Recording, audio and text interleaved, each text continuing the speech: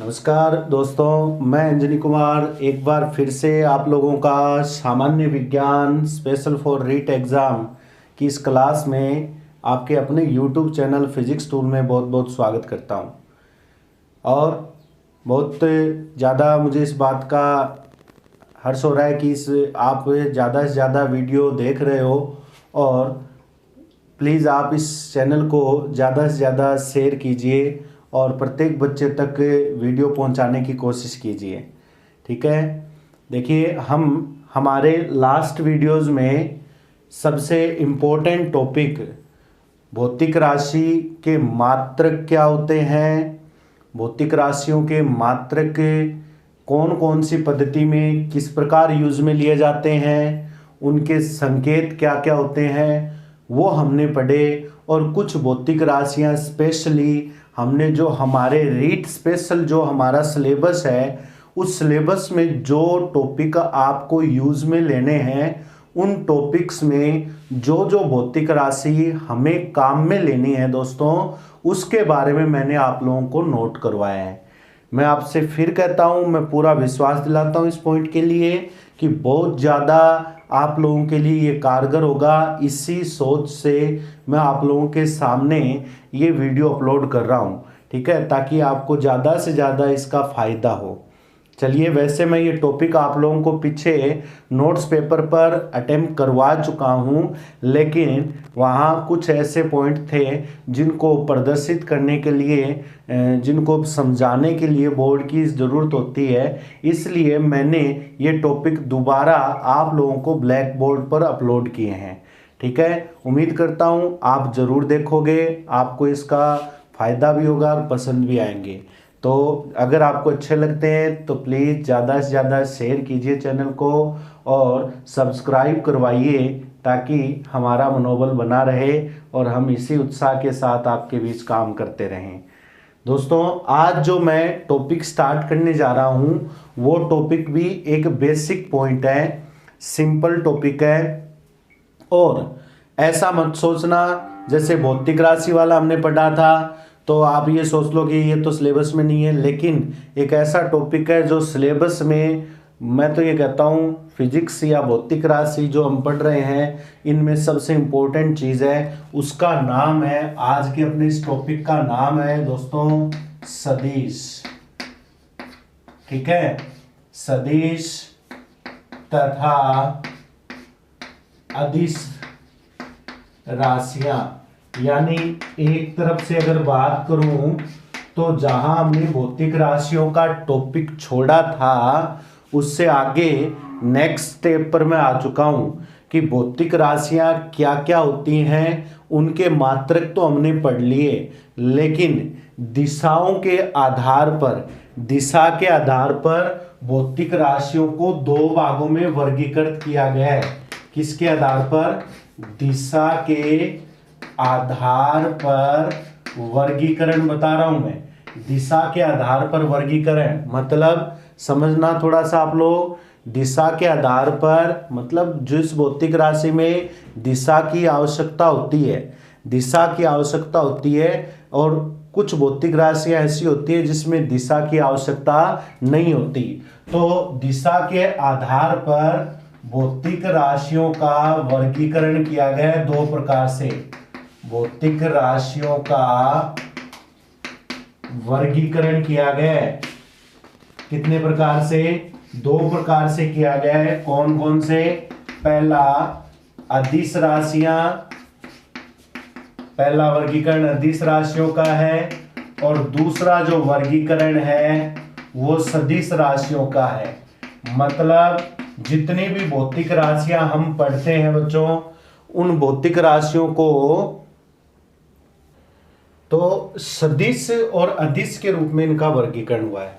ठीक है, किसके आधार पर है ये? दिशा के आधार पर। यानी जिस, अब देखो इसमें मैं एक बात बताना चाहूंगा, और मैंने शुरुआत के वीडियो में भी आपको एक बात बताई थी, क्या वो मैं यहां पर नोट कर रहा हूं। ठीक है, वो चीज मैं यहां नोट कर रहा हूं कि कोई भी भौतिक राशि है ना, भौतिक राशि का निरूपण बहुत ही सिंपल टॉपिक है और बहुत इंपॉर्टेंट टॉपिक भी है। भौतिक राशि का निरूपण किया जाता है एन यू के रूप में। ये मैंने शुरुआत के वीडियो में आपको बताया था। एन क्या होता है? एन होता है भौतिक राशि का परिमाण। परिमाण क्या होता है? उसकी वैल्यू होती है। वैल्यू मतलब जितना मान है उसका, ठीक है, वैल्यू होती है। मैंने एग्जाम्पल भी दिया था आपको, जैसे 5 किलो, 20 किलो, 30 किलो, 50 किलो। तो वहाँ ये 5, 20, 30, 50 ये सारी वैल्यू है उसकी, परिमाण कहलाता है उसको, विज्ञान की भाषा में परिमाण कहते हैं। और यू का मतलब होता है यूनिट, यानी मात्रक होता है। यू का मतलब क्या होता है? यूनिट, यानी उस भौतिक राशि का मात्रक होता है। तो देखो आपने लिखा ना 5 किलो, 20 किलो, तो 5, 20 ये तो उसका परिमाण था, यानी उसकी वैल्यू थी, ठीक है, ये तो उसकी वैल्यू थी। लेकिन जो आप किलो लगाते हो ना आगे, 5 किलो, ये किलो क्या चीज है? इसका मात्रक है। तो भौतिक राशि का निरूपण इसके आधार पर किया जाता है। अब आप सोच रहे होंगे कि सर ये आप क्यों बता रहे हो, यहाँ पर क्या ये चीज है? तो हमने भौतिक राशि को दिशाओं के आधार पर 2 भागों में बांट रहे हैं, सदिश और अदिश। लेकिन हमें ये तो पता होना चाहिए ना कि भौतिक राशि का निरूपण होता कैसे है। तो ये निरूपण होता है एन यू के रूप में। अब ध्यान देना दोस्तों, अगर किसी भी भौतिक राशि का निरूपण करते समय, अब मैं ये चीज इसके साथ कनेक्ट कर रहा हूं, ध्यान देना, अगर भौतिक राशि का निरूपण केवल इन 2 बातों से किया जाता है, कौन कौन से? परिमाण प्लस मात्रक, ये तो होंगे ही होंगे। परिमाण प्लस मात्रक होता है और उसमें दिशा का कोई बोध नहीं होता। देखो उनको कहते हैं अदिश राशि। उनको क्या कहेंगे? अदिश राशि। अदिश का नाम से पता चल रहा है कि इसमें दिशा नहीं होगी, ठीक है, दिशा से ये रहित होगा, वो अदिश राशि कहलाएगी। यानी इस भौतिक राशि में केवल 2 ही चीज होगी, परिमाण और मात्रक, ठीक है। अदिश राशि में केवल 2 ही चीज होगी, परिमाण और मात्रक। बात आ रही है समझ में? इसके अलावा मैं बात करूं सदिश राशियों की, तो सदिश इससे नाम से पता चल रहा है कि सदिश मतलब दिशा सहित। दिशा इसमें साथ इंक्लूड करनी है आपको, तो इसका मान ये हो जाएगा परिमाण मात्रक, ये तो कन्फर्म है ही भौतिक राशि में, प्लस दिशा। अगर ऐसी राशियां जिनको दर्शाने के लिए केवल परिमाण और मात्रक की आवश्यकता होती है, उन्हें तो कहते हैं अदिश राशि। और ऐसी राशियां जिनको दर्शाने के लिए परिमाण मात्रक के साथ साथ आपको दिशा की भी जरूरत पड़ती है, वो सदिश राशियां कहलाती है।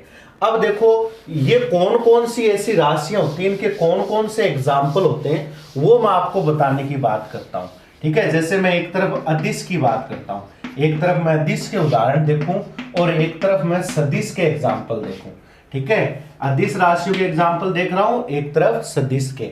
अदिश को इंग्लिश में स्केलर बोलते हैं, स्केलर क्वांटिटी, और सदिश को इंग्लिश में वेक्टर क्वांटिटी भी कहते हैं, ठीक है। अब जैसे आपको पता है द्रव्यमान, किसी भी वस्तु का जो द्रव्यमान होता है, उस द्रव्यमान को दर्शाने के लिए कभी भी दिशा की जरूरत नहीं होती। जैसे मैंने ये लिख दिया द्रव्यमान बराबर 5 किलो, तो ये 5 किलो द्रव्यमान कहीं पर भी हो सकता है, 5 किलो द्रव्यमान यहाँ पर भी हो सकता है। जैसे 5 किलो का द्रव्यमान ऊपर भी ले सकते हो, 5 किलो का द्रव्यमान आप किसी भी दिशा में ले सकते हो, कहीं पर भी ले सकते हो। समझ में आ रही है बात मेरी आप लोगों के? तो इसको बताने के लिए किसी प्रकार की दिशा की आवश्यकता नहीं होती। इसके अलावा कार्य, ठीक है, जैसे मानो मैंने एक उदाहरण दे दिया। अब देखो मैं ये चीजें आपके समझ में आ रही होगी कि मैं इनके मात्रक लिख रहा हूं। अब आगे तो आपने अगर मात्रक वाले वीडियो अच्छी तरीके से तैयार कर लिए हैं तो अब ये चीज़ें अपने यहाँ काम में आएगी। तो दोस्तों भौतिक राशि विज्ञान में जो हम पढ़ रहे हैं, भौतिक विज्ञान के बारे में, इनमें ये चीज़ों का बहुत ज़्यादा महत्व है। अगर मैंने वो टॉपिक नहीं करवाया होता तो आज मैं यहाँ पर ये जूल लिखता तो आप कन्फ्यूजन में आ जाते। हाँ, जिनको पता है उनको तो पता ही है कि जूल होता है, लेकिन जिसको नहीं पता है वो फिर यहाँ कन्फ्यूजन में आ जाते हैं कि ये जूल क्यों लगाया है। लेकिन ये कार्य का मात्रक होता है। यहाँ पर ऊर्जा ऊर्जा भी ये लिख सकते हैं, कार्य या ऊर्जा।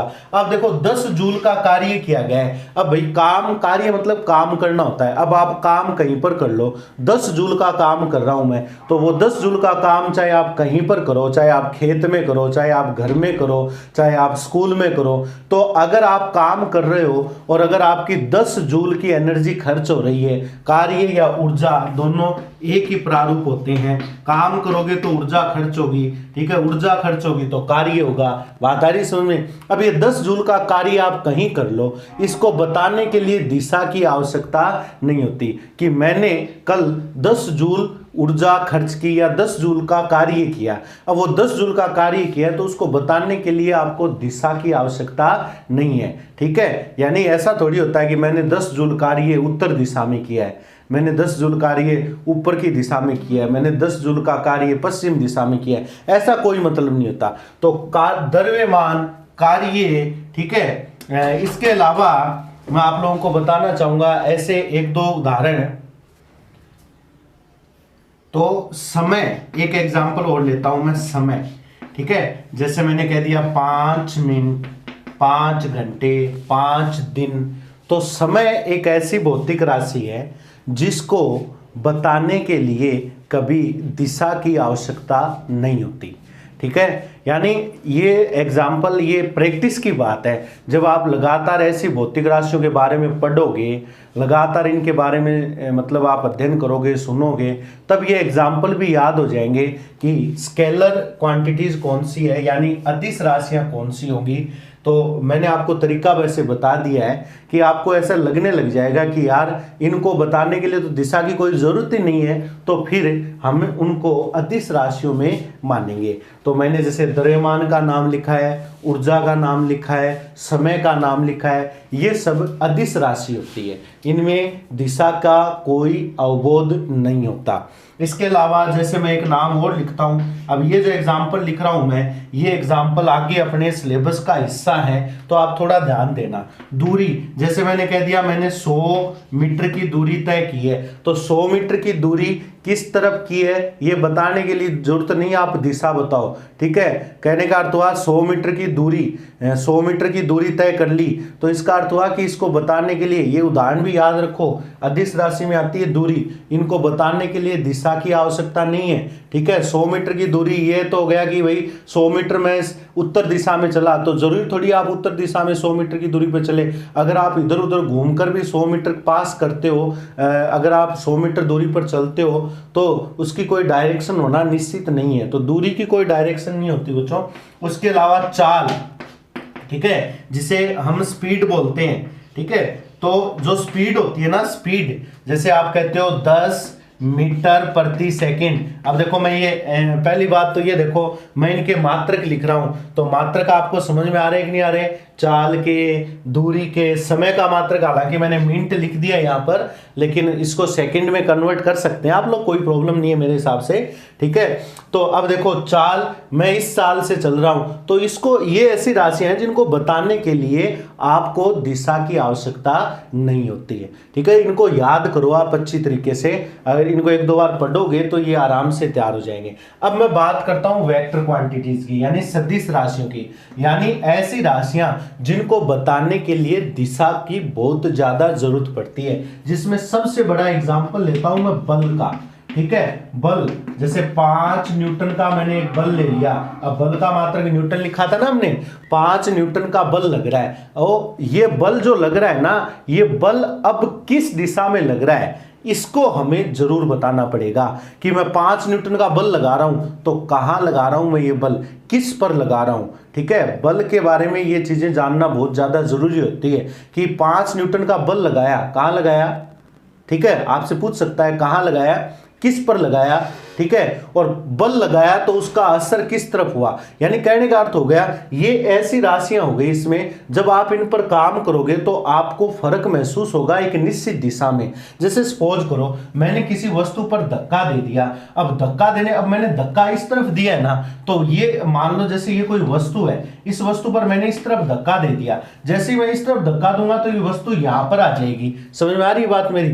तो धक्का देना मतलब आपने बल लगाया है, तो बल लगाने की एक निश्चित डायरेक्शन होगी, उसका पता कैसे चला आपको?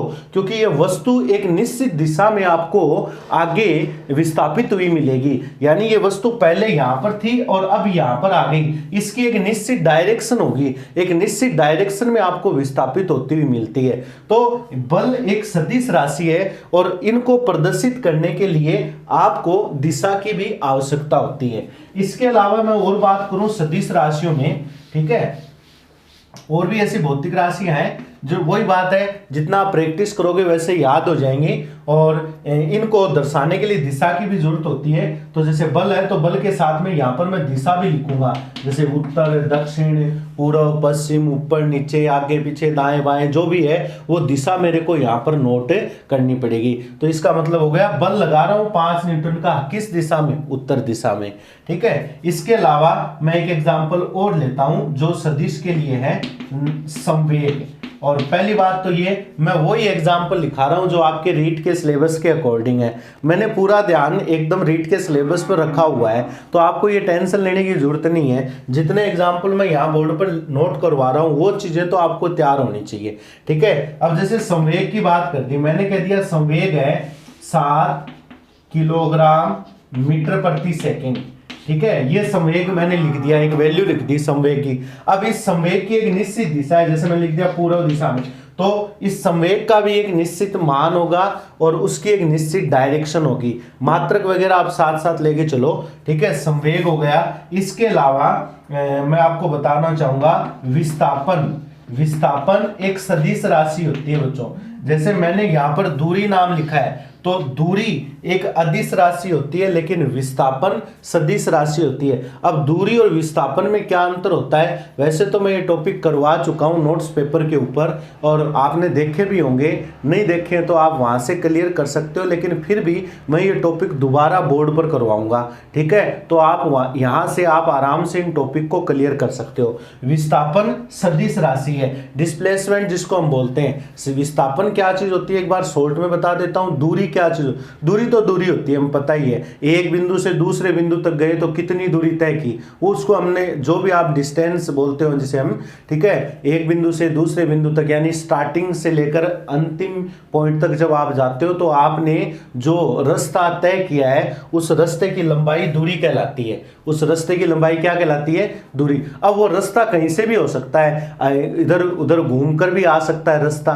तो इसलिए दूरी की कोई डायरेक्शन नहीं होती। लेकिन जब बात करते हैं विस्थापन की, तो विस्थापन क्या होता है? विस्थापन भी दूरी का ही एक रूप होता है, लेकिन विस्थापन क्या होता है? एक बिंदु से दूसरे बिंदु के बीच की एकदम सीधी दिशा होती है, सीधी दूरी होती है, यानी सबसे शॉर्टकट जो दूरी होती है, सबसे शॉर्टकट दूरी है, उसे विस्थापन कहते हैं। तो देखो शॉर्टकट आपको पता है, शॉर्टकट हमेशा एक ही होता है, किसी भी चीज का एक ही शॉर्टकट होगा। अब हम कहते हैं कि 2 शॉर्टकट है, तो दोनों शॉर्टकट की अगर कंपैरिजन करें आप लोग, अगर दोनों रास्ते बराबर है तो हम कह सकते हैं दोनों 2 शॉर्टकट हैं और दोनों बराबर हैं, चाहे आप चाहो वो सेलेक्ट कर सकते हो, ठीक है। लेकिन अगर किसी चीज के 2 शॉर्टकट हैं तो उनमें से एक बड़ा और एक छोटा आपको जरूर मिलेगा, ठीक है। तो मैं क्या कह रहा हूं, विस्थापन क्या चीज होती है? विस्थापन होती है सबसे छोटी, ठीक है। विस्थापन का मतलब होता है सबसे छोटी पथ लंबाई, सबसे छोटी पथ लंबाई। अगर आप एक बिंदु से दूसरे बिंदु तक जा रहे हो तो उन बिंदुओं के बीच की सबसे छोटा रास्ता कौन सा है, उसे विस्थापन कहते हैं। और विस्थापन की एक फिक्स डायरेक्शन होती है कि आपको ऐसे जाना पड़ेगा, आपको इधर से जाना पड़ेगा, उसकी एक निश्चित डायरेक्शन हो गई, इसलिए यह सदिश में शामिल किया जाता है। इसके अलावा चाल, इस चाल का एक बड़ा भाई होता है जिसे हम वेग कहते हैं, ठीक है, जिसको इंग्लिश में वेलोसिटी बोलते हैं। वेग चाल का ही दूसरा ही रूप है, चाल का ये दूसरा प्रारूप है, ध्यान रखना। चाल में दिशा नहीं होती, मात्रक वगैरह सेम है, 10 मीटर प्रति सेकंड, ठीक है। अब मैंने यहाँ ब्रैकेट में एक दिशा लिख दी, उत्तर, तो इसका मतलब ये हुआ वेग सदिश राशि होती है और वेग को प्रदर्शित करने के लिए आपको दिशा की आवश्यकता होती है। देखो इनमें अंतर क्या होता है कि सर आपने विस्थापन और दूरी में जैसे अंतर किया है वैसा ही अंतर चाल और वेग में होता है, इसके पीछे ये डिफरेंस होता है। हालांकि ये टॉपिक हम आगे भी उठाएंगे दोबारा, ये भी अपने सिलेबस का एक हिस्सा है। और बच्चों मैं एक बात आपसे ये भी कहूंगा जो रीट की तैयारी कर रहे हैं, कि आप गाइड से ये चीज़ें पढ़ते हो, गाइड में शॉर्टकट दिया होता है कई बार, और कई बार ज़्यादा बहुत कुछ दे दिया जाता है, तो इसलिए आप कन्फ्यूजन में आ जाते हो। मैं आपसे ये रिक्वेस्ट करता हूँ कि मैं आप लोगों को क्रमबद्धता से ये काम करवा रहा हूँ, तो आप इसके नोट्स तैयार कर लेना, उसके बाद आप गाइड पढ़ना, आपको आराम से वो टॉपिक क्लियर हो जाएंगे। ठीक है, इस चीज़ को तसल्ली से क्लियर करने की कोशिश करना।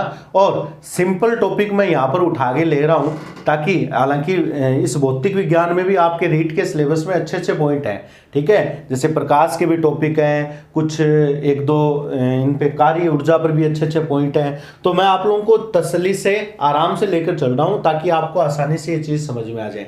आप सदिश और अदिश राशियों का इस प्रकार का मैटर तैयार कर सकते हो, आप इसका स्क्रीनशॉट ले सकते हो। ठीक है, अब मैं आगे बढ़ता हूं।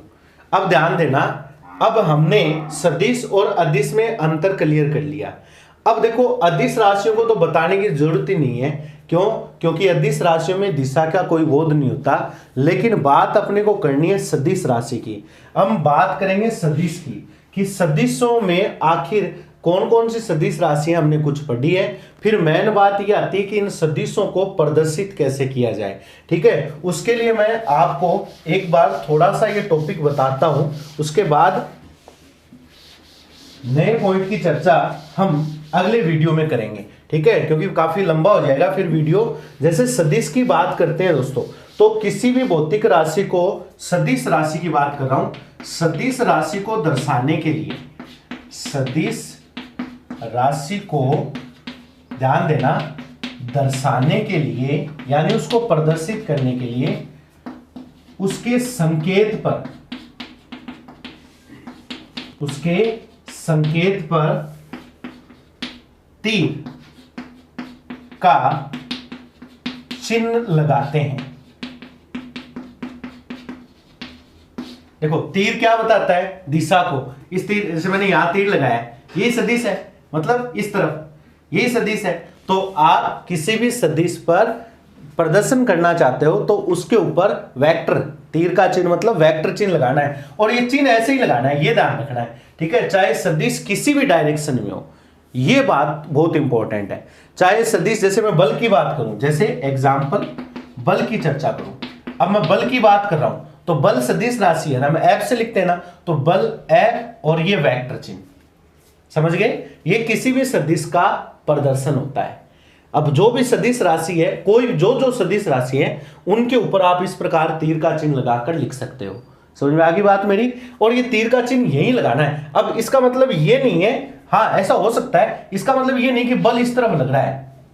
ठीक है, बल इस तरफ लग सकता है। अगर यही बल ऊपर की ओर लगता है, जैसे मानो यही बल मैं, जैसे सपोज करो मैंने आपको यहां पर एक वस्तु, मैं ये कंफ्यूजन क्लियर कर देना चाहता हूं, एक वस्तु ले ली, और अगर मैं इस वस्तु पर इस तरफ बल लगा रहा हूं, जैसे सपोज करो, तो कई बार बच्चे कहते हैं कि सर ने बल इस तरफ लगाया है, इस तरफ बल लगाया है, तो बल के ऊपर तीर का चिन्ह भी इस तरफ ही लगा दिया है। ठीक है, लेकिन ऐसा कुछ नहीं है, आपको तीर का चिन्ह ऐसा ही लगाना है। कैसे? अगर मान लो यही वस्तु मैंने यहां पर ले ली और इस वस्तु पर मैंने धक्का ऊपर की ओर लगाया है, समझ रहे हो बात मेरी? इस पर तो मैंने धक्का इस तरफ लगाया और इस पर मैंने धक्का कहां लगाया? ऊपर की ओर। तो ऊपर की ओर धक्का लगाया तो भी मैं बल को ऐसे ही लिखूंगा, एफ से।